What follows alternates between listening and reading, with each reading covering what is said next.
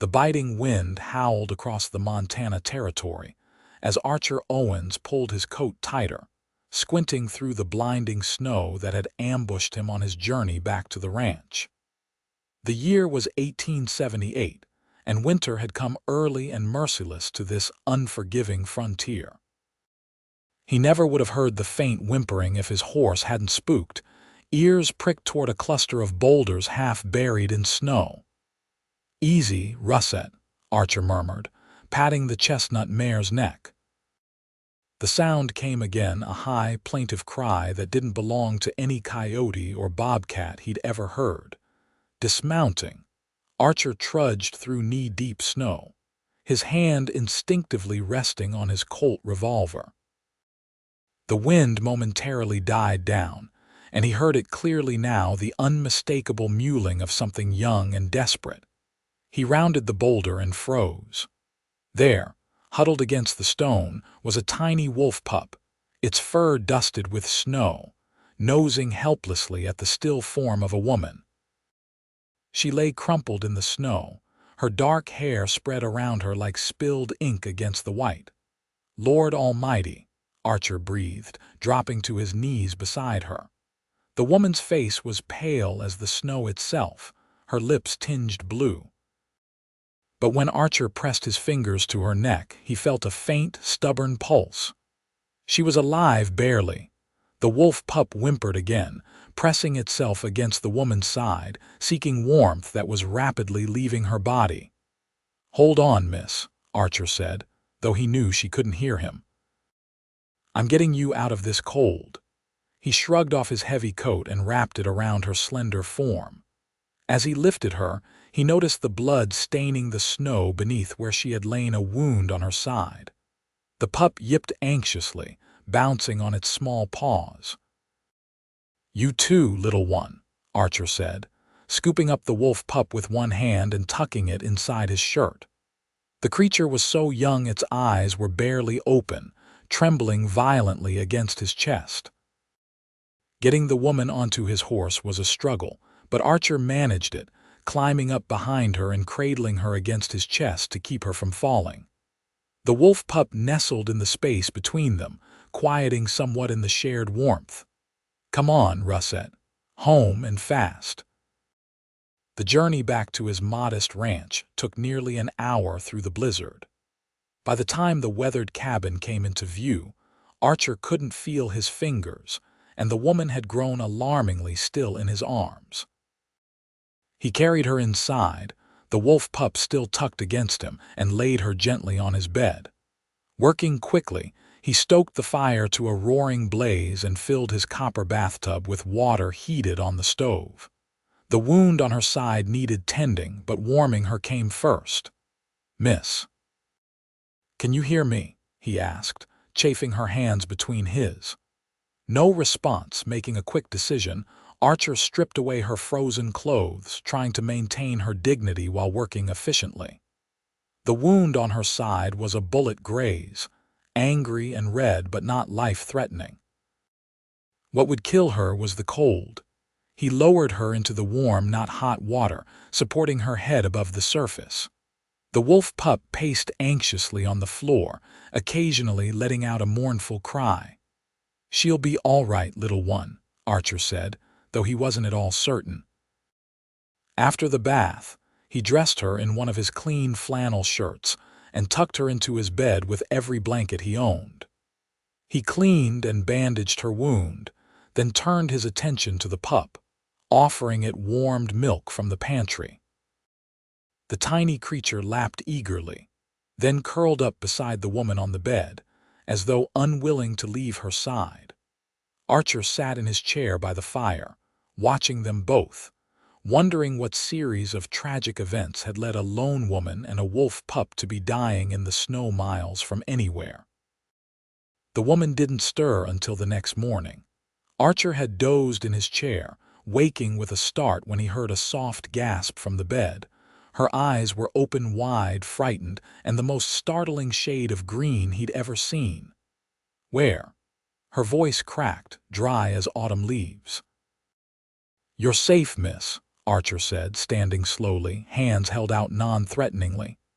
Found you in the snow yesterday, nearly froze to death. She tried to sit up but winced, her hand going to her bandaged side. The wolf pup, awakened by her movement, scrambled up to lick her face excitedly. "Shadow," she whispered, gathering the pup to her chest with trembling hands. Tears filled her eyes. "You're alive. Thank God." Archer brought her water, which she drank gratefully. "I'm Archer Owens. This is my ranch about 20 miles east of Silver Creek." She regarded him cautiously over the rim of the cup. Sophia Zimmerman. Miss Zimmerman, might I ask how you came to be out in that blizzard?" And with a wolf pup no less, her face darkened and she pulled the pup closer. "They killed her mother, shot her right in front of me. I couldn't leave the pup." "Who's they?" "The men who took everything else from me." Her voice hardened. "My husband, our home, our life." Archer pulled his chair closer to the bed. "I think you'd better start from the beginning, Miss Zimmerman." Sophia stared into the fire for a long moment. "It's Mrs. Zimmerman, or it was. Thomas and I had a homestead about 30 miles north of here. We built it 2 years ago after we married." She stroked the pup's head gently.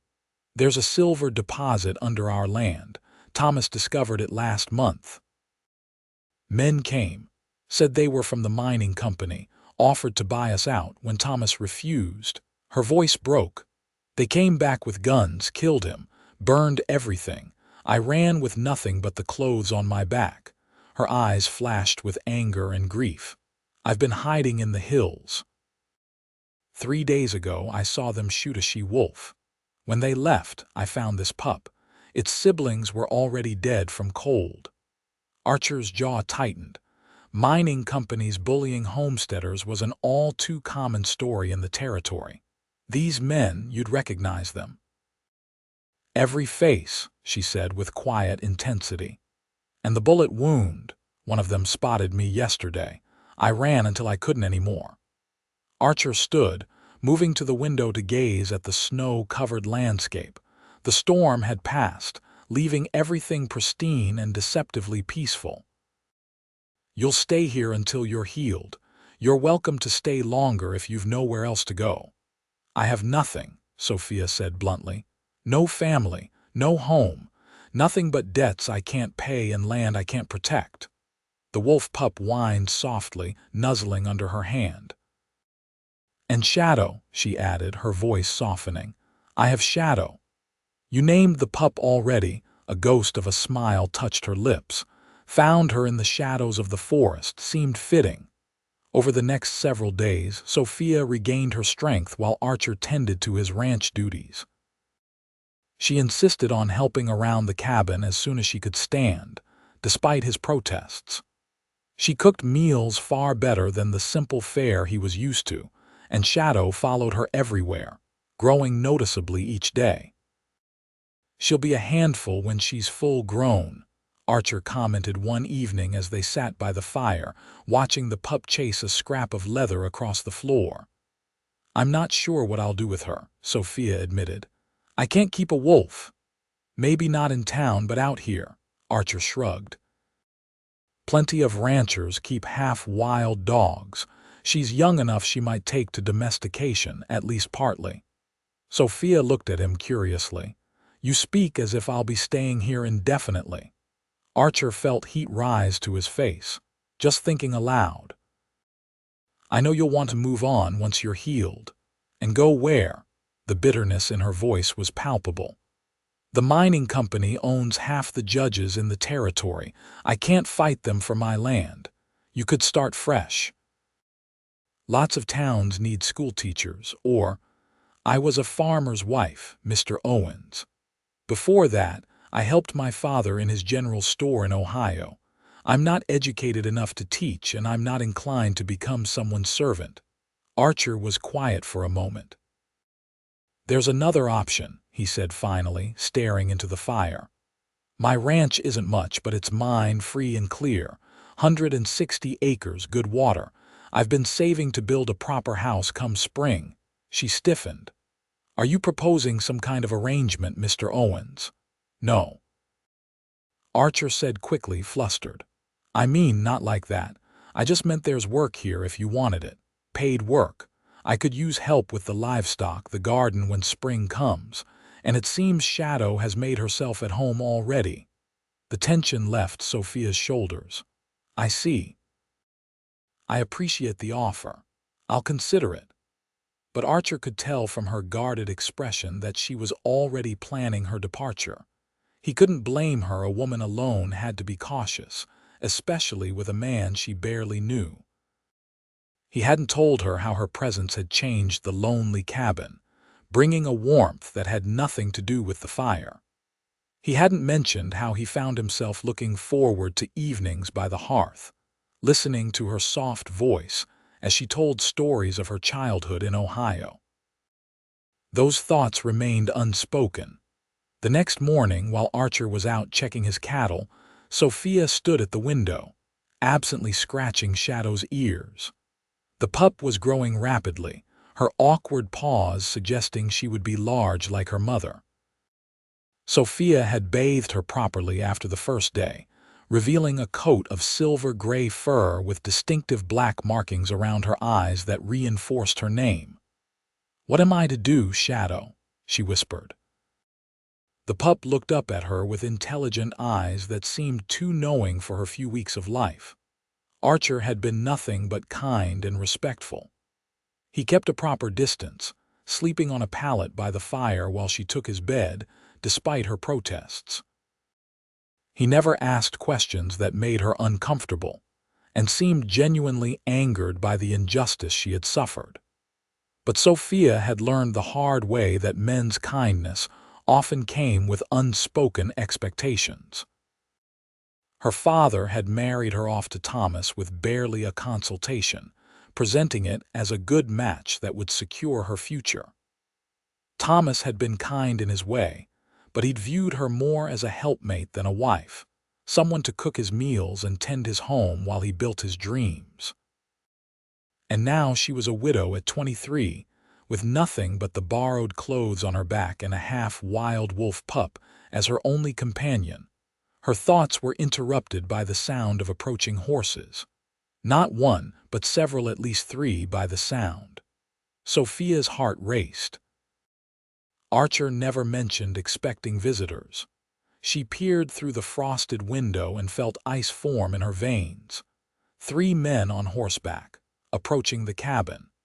And she recognized the leader, Samuel Blackwood's second in command, a man called Decker who had personally put a torch to her home.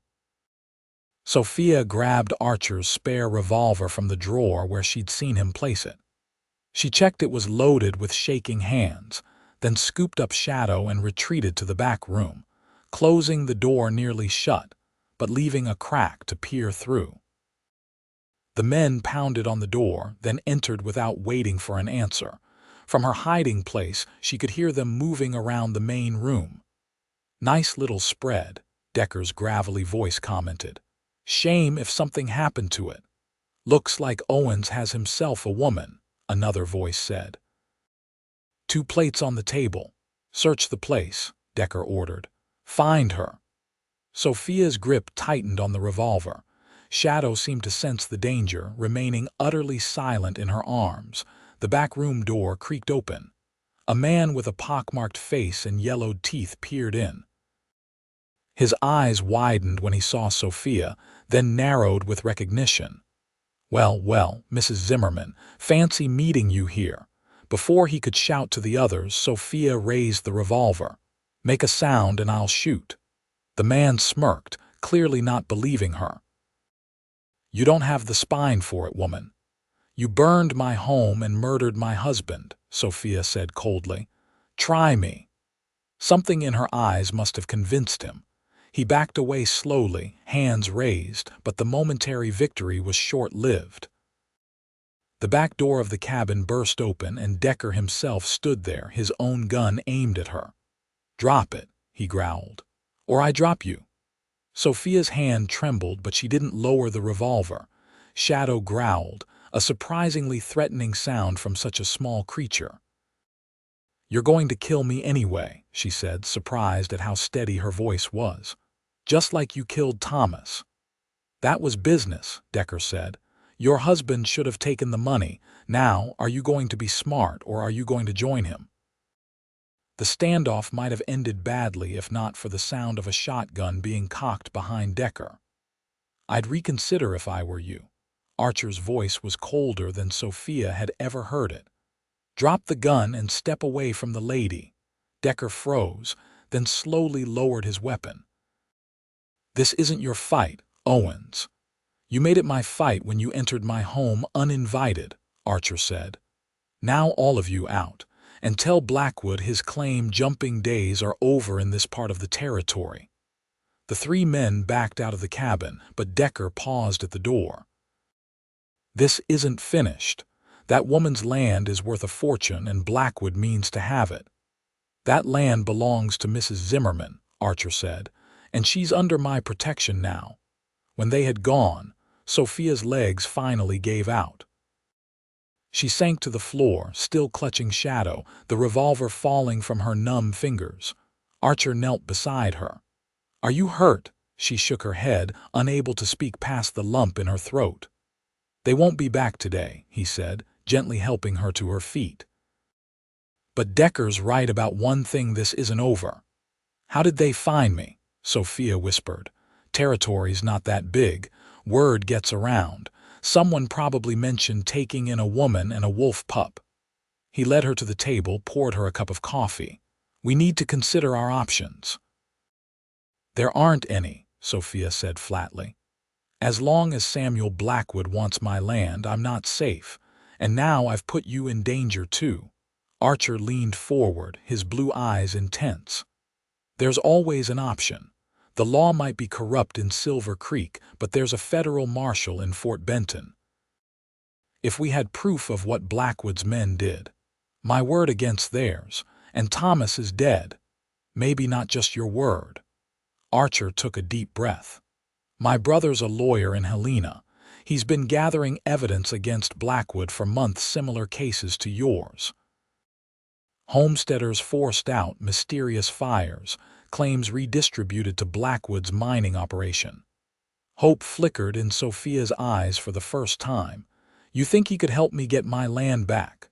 I think together we might stop Blackwood for good. But first, we need to keep you alive." Archer glanced out the window. "They'll be back, and with more men next time." That night, they made preparations. Archer moved his most valuable livestock to a neighbor's property, packed essential supplies, and loaded his wagon. They would leave before dawn for Fort Benton, where they could seek protection from the federal marshal while contacting Archer's brother. Sophia couldn't sleep, despite her exhaustion. She sat by the fire, Shadow curled in her lap, watching the flames dance. "You should rest," Archer said, joining her. "We've got a long journey ahead." "Every time I close my eyes, I see them burning my home," she admitted. "I see Thomas falling." Archer was silent for a moment. "I lost my wife 5 years ago, cholera. For the longest time, I couldn't close my eyes without seeing her face as she was at the end." Sophia looked up, surprised. He had never mentioned a wife before. "I'm sorry, does it? Does it ever get easier?" "Not easier," he said thoughtfully. "Different. The pain changes shape. Becomes something you can carry without it crushing you." He added a log to the fire. "I never thought I'd feel anything again after Sarah died. Just went through the motions of living, ranching, surviving winter after winter." Their eyes met across the firelight. "And now?" Sophia asked softly. "Now I find myself caring very much whether we make it to Fort Benton safely tomorrow," he said, the ghost of a smile touching his lips. They left before first light, the wagon loaded with supplies, Shadow nestled in blankets between them. Snow had begun to fall again, which Archer said was good. It would cover their tracks. "The pass through the mountains will be the most dangerous part," he explained as they traveled. "It's narrow, easy to ambush, but it's the only way to Fort Benton this time of year." Sophia nodded, clutching the revolver Archer had insisted she keep. Shadow had grown significantly in the weeks since her rescue, now the size of a small dog and far more coordinated. She sat alert, her ears constantly swiveling, as if she sensed the tension. They made good time through the morning, the snow falling steadily but not heavily enough to hinder their progress. Archer kept them off the main trail, following game paths and cutbacks he knew from his hunting expeditions. "How long have you lived out here?" Sophia asked as they stopped to rest the horses near midday. "Nearly 7 years. Came out after the war with Sarah. We were going to build something fine." His eyes grew distant. "After she died, I nearly left, but this land, it gets in your blood." "I know what you mean," Sophia said. "When Thomas and I first saw our homestead, it was nothing but wild prairie, but I could see what it could become. The first time we harvested wheat from soil we'd tilled ourselves." She trailed off, the memory too painful. "You'll have that again," Archer promised, "one way or another." They ate a cold lunch and continued on, the mountains looming closer. As they approached the pass, Archer grew increasingly vigilant, frequently stopping to listen and scan the rocky slopes above. "I don't like it," he muttered. "Too quiet." They were halfway through the narrow passage when the first shot rang out, ricocheting off the rocks near the wagon. Shadow leapt up, snarling, as Archer whipped the horses into a gallop. "Get down!" he shouted to Sophia as more shots followed. She ducked, pulling Shadow down with her, heart pounding. Archer kept the team moving at breakneck speed through the pass while bullets kicked up snow around them. They burst through the other side, but their relief was short-lived. Ahead, 3 riders blocked the trail, guns drawn. Archer pulled the team to a halt, his own rifle at the ready. "Decker," he growled. The man in the center tipped his hat mockingly. "Thought you'd run, did you? Hand over the woman and we'll let you live, Owens." "Not going to happen," Archer said calmly. Sophia peered over the wagon's edge. Behind them, 2 more riders had emerged from the pass, cutting off their retreat. "5 against 1, Decker called. "Bad odds, even for a war hero like yourself." Sophia looked at Archer in surprise. He'd never mentioned fighting in the war. "Wouldn't be the first time," Archer replied. His voice was steady, but Sophia could see the tension in his shoulders. "Sophia, when I give the word, take the reins." "What are you?" But Archer was already moving, diving off the wagon as he fired his rifle. The shot caught one of Decker's men in the shoulder, sending him tumbling from his horse. "Now," Archer shouted, continuing to fire as he rolled behind a boulder. Sophia scrambled into position, taking the reins. Shadow stood beside her, fur bristling, a deep growl emanating from her chest despite her youth. Gunfire erupted around them. Sophia saw Archer take down another man, but Decker and the others were closing in. Making a split-second decision, she snapped the reins and sent the wagon hurtling directly toward Decker and his remaining companion. The sudden charge caught them by surprise. They veered to avoid collision, giving Archer the opening he needed to place a perfect shot that knocked Decker from his saddle. "Sophia, go!" Archer shouted, running for the wagon as she slowed enough for him to leap aboard. They thundered down the trail, leaving the ambush behind, but Sophia knew the remaining men would follow. Her hands were shaking on the reins, but she kept the horses at a gallop until they reached a fork in the trail. Archer took the reins, steering them down the less obvious path. "There's an old trapper's cabin about 5 miles from here," he said. "We can hole up there until dark, then continue to Fort Benton." The cabin was little more than a shack, half collapsed on one side, but its stone chimney was intact, and the remaining walls provided shelter from the wind and snow. Archer quickly built a small fire while Sophia tended to the horses, hiding them in a stand of pines behind the cabin. Shadow prowled the perimeter restlessly, occasionally stopping to sniff the air, her behavior more wolf-like by the day. "She's growing up wild," Archer observed as they huddled by the small fire, watching the pup through the cabin's single grimy window. "Like me," Sophia said with a faint smile. "I was a shopkeeper's daughter from Cincinnati. Never imagined I'd be in a shootout in the Montana wilderness." Archer studied her face in the firelight. "You're stronger than you know, Sophia Zimmerman." The way he said her name made her heart skip. "You never mentioned you fought in the war." "Didn't seem important," he poked at the fire. "4 years with the Union cavalry, saw things I'd rather forget." "Is that why you came west, to forget?" "Partly, mostly for Sarah. She had consumption. Doctor said the mountain air might help." His mouth twisted in a bitter smile. "It didn't."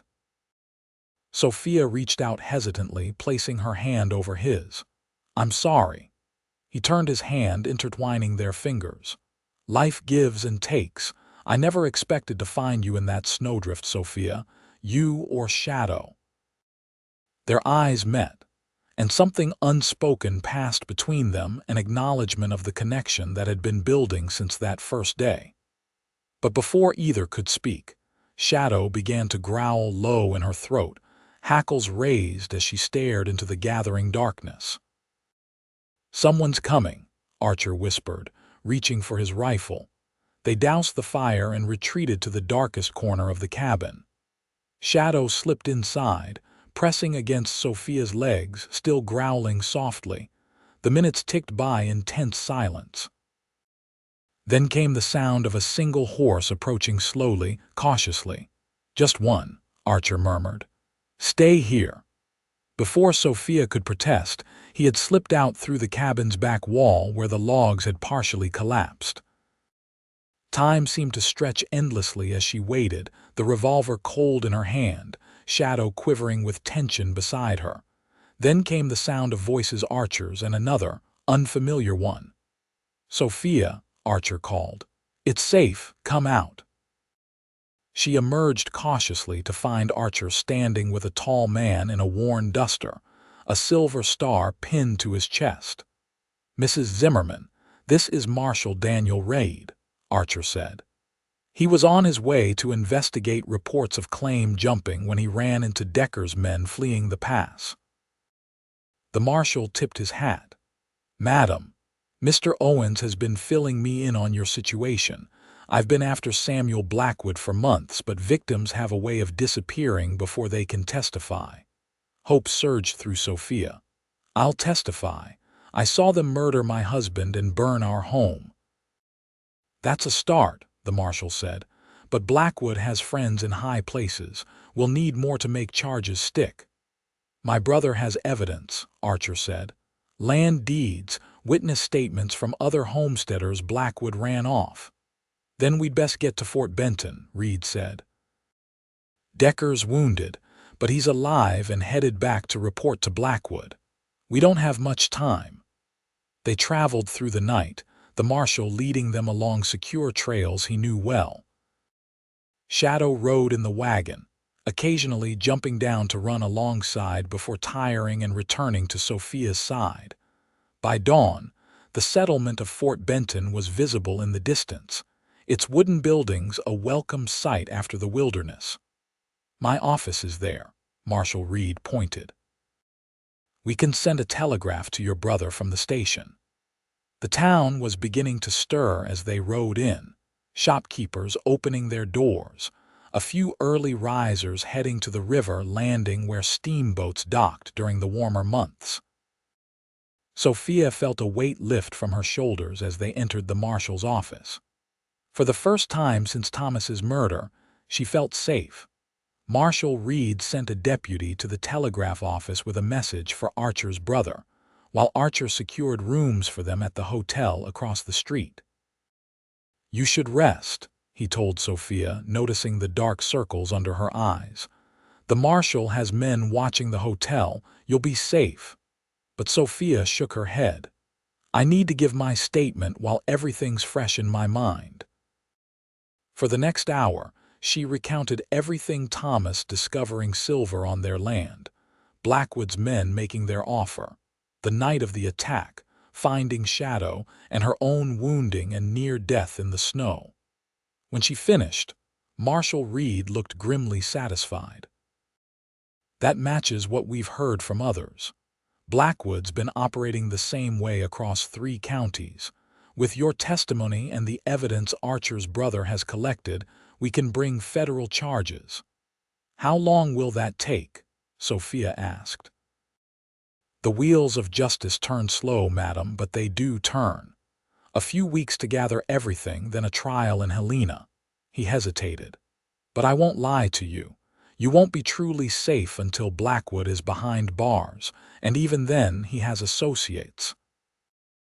Archer, who had been silent during Sophia's testimony, spoke up. "She can stay at my ranch. It's isolated, defensible." The marshal nodded. "Good idea. I'll send a deputy to check on you regularly." Later, in her hotel room, Sophia sat on the bed, Shadow curled beside her. There was a soft knock at the door. "It's Archer." She let him in, noticing he looked as tired as she felt. "Got word from my brother," he said. "He's bringing his evidence to Fort Benton personally. Should be here in 3 days." "That's good news," Sophia said, but her voice lacked conviction. Archer studied her face. "What's wrong? Even if we win, Thomas is still gone. Our home is ashes. What am I fighting for?" "Justice," Archer said simply. "And your future." "What future?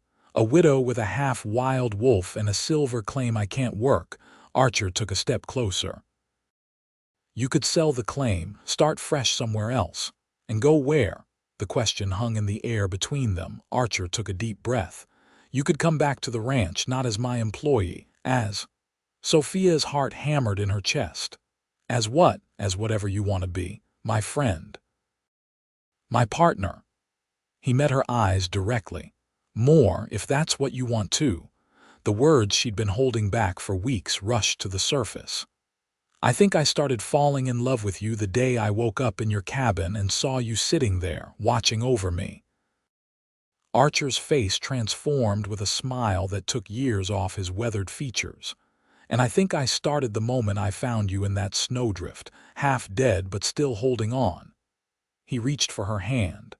"I never thought I'd feel this way again after Sarah. Never wanted to. Until you."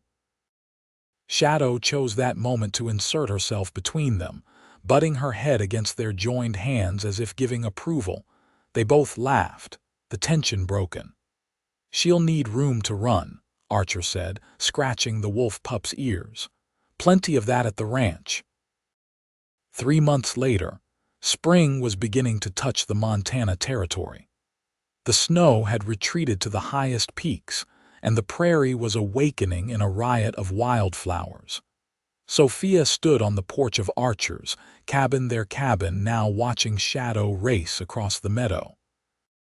At 6 months old, the wolf was nearly full-grown, a magnificent creature that straddled the line between wild and tame. She hunted on her own but always returned, her loyalty to Sophia unwavering. "Beautiful day," Archer said, coming up behind her and slipping his arms around her waist. Sophia leaned back against him, savoring his warmth. "Perfect day." Samuel Blackwood was awaiting trial in Helena, his operation dismantled by federal authorities. Sophia had sold her silver claim to a legitimate mining company, using part of the money to rebuild the burned sections of Thomas's her homestead, which she had then sold to a young couple from Pennsylvania. The rest of the money had gone into improvements for the ranch, a larger house they were building together, new livestock, seeds for crops they would plant together. "Any regrets?" Archer asked, his breath warm against her ear. Sophia turned in his arms to face him. "About marrying you?" "Not a single one." The simple ceremony 2 weeks earlier had been attended by Marshal Reed, Archer's brother Andrew, and a few neighbors. Shadow had lain at Sophia's feet throughout, a silent guardian. "I meant about leaving your homestead," Archer clarified, though his eyes crinkled with amusement. That was Thomas's dream, not mine, Sophia said softly. This is where I belong now. As if to emphasize her words, Shadow came bounding back, something clutched gently in her mouth. She dropped it at Sophia's feet, a perfect blue wildflower, its stem still intact. Archer laughed. She's been bringing you gifts all week. Sophia picked up the flower, twirling it between her fingers. She's saying thank you for saving her life. We saved each other, Archer said, looking from the wolf to his wife. All three of us. Sophia reached up to touch his face, marveling at how this man who had been a stranger 6 months ago now felt like the other half of her soul. I lost everything once, found something better. And I found a woman and a wolf pup crying in the snow, Archer said, drawing her close. Best thing that ever happened to me. Shadow settled at their feet as they stood together on the porch, watching the sun set over the land that was now their shared home, a new beginning born from loss. A love forged in the harshest winter, promising to bloom eternal like the wildflowers of spring.